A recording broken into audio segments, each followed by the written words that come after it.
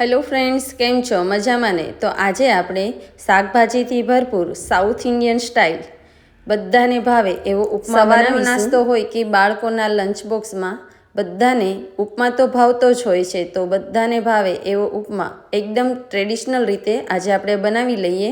તો આવો એકદમ ટેસ્ટી અને બધાને ભાવે એવો ઉપમા બનાવવા માટે આપણે 1 કપ જેટલી સૂજી લઈ લઈશું. અહીંયા રવો હોય તો રવો અથવા તો સૂજી, પણ સૂજીથી દાણા છૂટા પડે છે અને રવાથી ઉપમા થોડોક એવો ચીકણો બને છે. તો અહીંયા તમારી પાસે જે પણ અવેલેબલ હોય એ લઈ લેવાનું. હવે 1 ચમચી જેટલું ઘી આપણે એક નોનસ્ટિક વાસણમાં લઈ લઈએ અને એની અંદર રવો કે સૂજી જે પણ લીધું હોય એને આપણે ધીમા તાપે શેકી લઈએ, જેથી એકદમ આપણો જે રવો છે એ શેકાઈ જાય અને ખૂબ જ સરસ ફ્લેવર આવે. તો આપણે આને 5 થી 7 મિનિટ સુધી ધીમા તાપે શેકી લઈએ, જેથી ખૂબ જ સરસ ફ્લેવર પણ આવી જશે અને રવો છે એ શેકાઈ જશે. તો આવી રીતે આપણે ધીમા તાપે એને શેકવાનો છે. તો જ્યાં સુધી આપણા ઘરમાં ખૂબ જ સરસ એવી સુગંધ આવે રવો શેકાવાની, ત્યાં સુધી આપણે શેકવાનો છે. તો 5 થી 7 મિનિટમાં શેકાઈ જાય છે. તો હવે આપણે એને બીજા વાસણમાં લઈ લઈશું, જેથી એની કુકિંગ પ્રોસેસ બંધ થઈ જાય અને રવો નીચે બળી ન જાય. અને હવે આપણે એના એ જ વાસણની અંદર 2 ચમચી અથવા તો 2 પાવડા જેટલું તેલ અથવા તો ઘી લઈ લઈએ અને એની અંદર 2 ચમચી જેટલા સિંગદાણાને શેકી લઈએ. તો ધીમા તાપે રોસ્ટ કરતાં જ્યારે એની જે સ્કીન છે એ ફાટવા લાગે ત્યારે આપણે એને લઈ લેવાના છે. તો સિંગદાણા નાખવાથી ખૂબ જ સરસ ટેસ્ટ આવે છે. તમે સિંગદાણા અને કાજુ બંને એડ કરી શકો છો અથવા માત્ર કાજુ પણ તમે એડ કરી શકો છો. અને હવે આપણે આ જ વાસણની અંદર થોડા કાજુને પણ હલકા ગોલ્ડન બ્રાઉન કલર આવે ત્યાં સુધી શેકી લઈએ અને પછી એને પણ બહાર કાઢી લઈએ. તો સાઉથ ઇન્ડિયનમાં માત્ર કાજુ જ નાખવામાં આવે છે, પણ આપણે આજે બંને જ નાખીશું, એનાથી ખૂબ જ સરસ ટેસ્ટ આવશે. હવે મેં ફરી 1 પાવડું તેલ નાખ્યું છે અને એની અંદર 1 ચમચી જેટલી રાઈ, 1 ચમચી અડદની દાળ અને 1 ચમચી ચણાની દાળ નાખી દઈએ. થોડા મીઠા લીમડાના પાન અને ચપટી હિંગ નાખી અને બધું ધીમા તાપે સાંતળી લઈએ. હવે આમાં 1 નાની સાઇઝનું બટેકું, એને ઝીણું અને પતલું કટિંગ કરી અને એડ કરી દીધું છે. બટેકું નાખવું બિલકુલ ઓપ્શનલ છે. તમને જે પણ શાકભાજી પસંદ હોય એ જ તમે એડ કરી શકો છો. તો આવી રીતે મેં બટેકું નાખ્યું છે અને એને પણ આપણે ધીમા તાપે શેકી લઈએ. બટેટાને શેકાતા થોડી વાર લાગે છે, એટલા માટે મેં ખાલી બટેકાને જ પહેલાં ધીમા તાપે સાતળી લીધું. તો 2 થી 3 મિનિટમાં બટેકું છે એ પતલું કટિંગ કર્યું હતું એટલે સતળાઈ જાય છે. અને હવે એની અંદર આપણે બીજા શાકભાજી એડ કરી દઈએ. તો અહીંયા 1 ગાજર, 1 ડુંગળી અને 1 લીલું મરચું. તો અહીંયા લીલું મરચું મેં મોળું અને તીખું બંને 1 એડ કર્યા છે, કારણ કે આપણે આમાં તીખાશ માટે માત્ર મરચાં જ એડ કરીએ છીએ.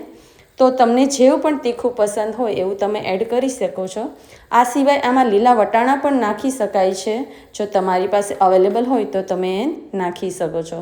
હવે આમાં તમને જે પણ શાકભાજી પસંદ હોય એ તમે ઝીણા કટ કરી નાખી અને એના ઉપર થોડું મીઠું, એટલે અહીંયા મેં 2 ચમચી જેટલું મીઠું એડ કર્યું છે. સ્વાદ પ્રમાણે મીઠું એડ કરી દઈશું અને આ બધા શાકભાજીને પણ થોડી વાર માટે આપણે ચડવા દઈએ. અને હવે બસ 3 થી 4 મિનિટમાં જ થોડું સંતળાઈ જાય ત્યાર પછી આપણે આને ઓવરકુક નથી કરવાના. હવે એની અંદર આપણે ટમેટાં એડ કરી દઈશું. ટમેટાં ખૂબ જ સોફ્ટ હોય છે એટલે મેં લાસ્ટમાં એડ કર્યા છે, જેથી વધારે પડતા એ સોફ્ટ ના થઈ જાય, એટલા માટે એને મેં લાસ્ટમાં એડ કર્યા છે. અને ફરી એને આપણે 1 મિનિટ સુધી રહેવા દઈશું. અને હવે આપણે એની અંદર પાણી એડ કરી દઈશું. બધું મિક્સ કરી દઈએ. બરાબર કૂક થઈ ગયું છે, આપણે ઓવરકૂક નથી કરવાનું. તો હવે આપણે આની અંદર પાણી એડ કરી દઈએ. તો આપણે જેટલા પ્રમાણમાં સૂજી લીધી હોય એનાથી 3 ગણું પાણી આપણે એડ કરવાનું છે. તો જે વાટકીના માપથી આપણે સૂજી લીધી હતી એ વાટકી ભરી અને 3 વાટકી ભરી અને પાણી એડ કરી દઈએ. અને હવે પાણીને ઉકળવા દઈએ. જ્યારે પાણીનો ઉભરો આવી જશે ત્યારે આપણે આની અંદર સૂજીને એડ કરવાની છે.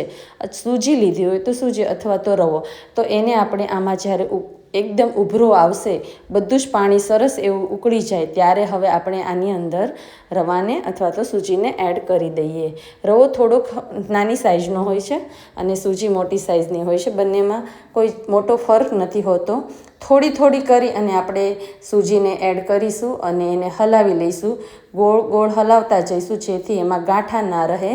અને ગેસની ફ્લેમ આપણે અહીંયા લો રાખીશું, જેથી બળી ન જાય. તો અહીંયા ધીમા તાપે આપણે પાણી અને રવાને મિક્સ કરી દઈએ.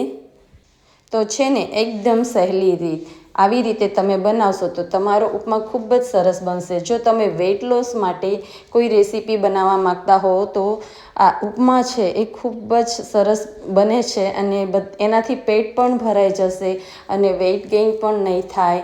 વેઇટ લોસ માટે આ બેસ્ટ રેસીપી છે. તમે એકવાર જરૂરથી ટ્રાય કરજો. હવે આની ઉપર આપણે જે સિંગદાણા શેક્યા છે એને આપણે એડ કરી દઈએ.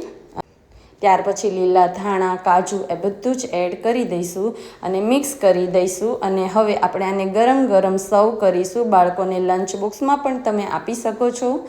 અને જો તમે સૂજી એડ કરી હશે તો દાણા એકદમ છૂટા પડશે. અહીંયા મારી પાસે સૂજી નથી એટલે મેં રવો એડ કર્યો છે. એનાથી પણ ખૂબ જ સરસ ટેસ્ટી એવો ઉપમા બને છે. તો તમે એકવાર જરૂરથી ટ્રાય કરજો. હવે આને આપણે ગરમ ગરમ સર્વ કરી દઈએ. તો ફ્રેન્ડ્સ, વિડીયો ઉપયોગી લાગ્યો હોય તો લાઇક અને શેર જરૂરથી કરજો. ચેનલને હજી સુધી સબસ્ક્રાઈબ ના કરી હોય તો સબસ્ક્રાઈબ કરી લેજો. તો ઉપમા છે એ ખૂબ જ ઓછા તેલમાં બની જાય છે. અને જો તમારે બાળકો માટે તેલની બદલે ઘીનો ઉપયોગ કરવો હોય તો તમે ઘી પણ એડ કરી શકો છો. જેવી આપણી જરૂરિયાત હોય એ પ્રમાણે આપણે ઉપમાને બનાવી શકીએ છીએ અને એન્જોય કરી શકીએ છીએ. મળીશું મારા નવા વિડીયો સાથે. ત્યાં સુધી આવજો.